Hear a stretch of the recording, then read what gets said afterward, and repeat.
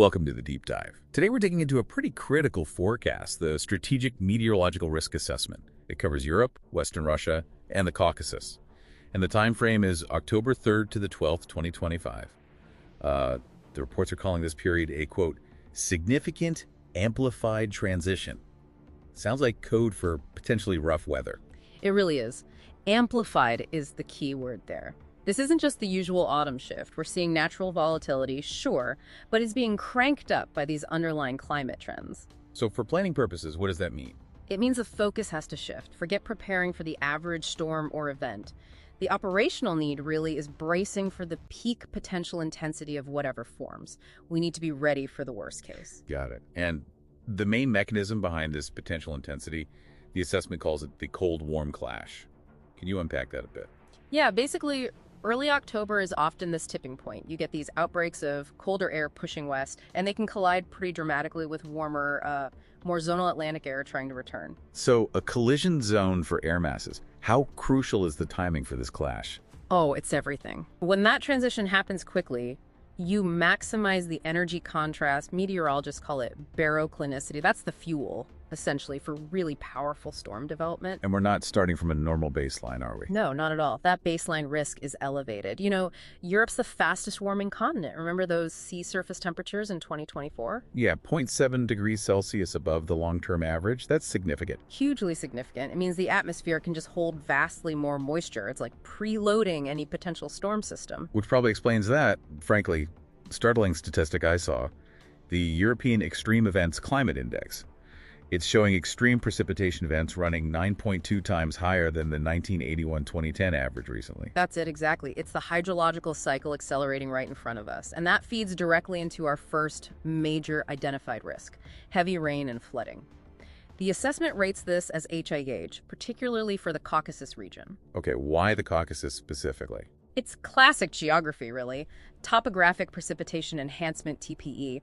You get this very moist air moving off the warm Black Sea, and bam, it hits the mountain ranges. Force upwards rapidly. Precisely. That rapid lift just wrings the moisture out, guaranteeing really intense localized rainfall.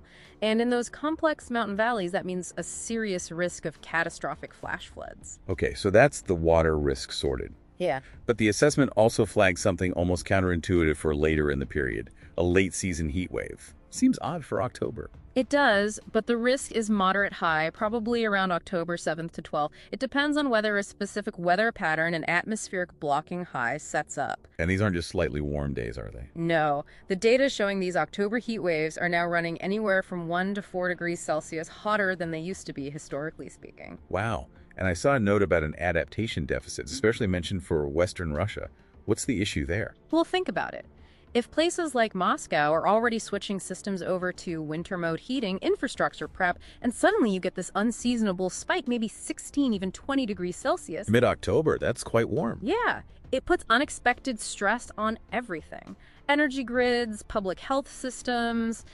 Things that were supposed to be winding down or prepared for cold suddenly face summer-like demands. It's an operational headache, potentially worse. Okay, heat stress when you expect cold.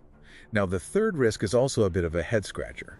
Severe hailstorms. You hear climate change, think heat, maybe rain, but intense hail. It's this paradox we're seeing. Climate change might actually lead to fewer hail days overall in some areas. Fewer, but the risk is high. Exactly. Fewer events, perhaps, but the ones that do form have the potential to be much more intense. We're talking about conditions that allow for what some call tropical-type storm structures, even in mid-latitudes. And that means bigger hail. Potentially much bigger.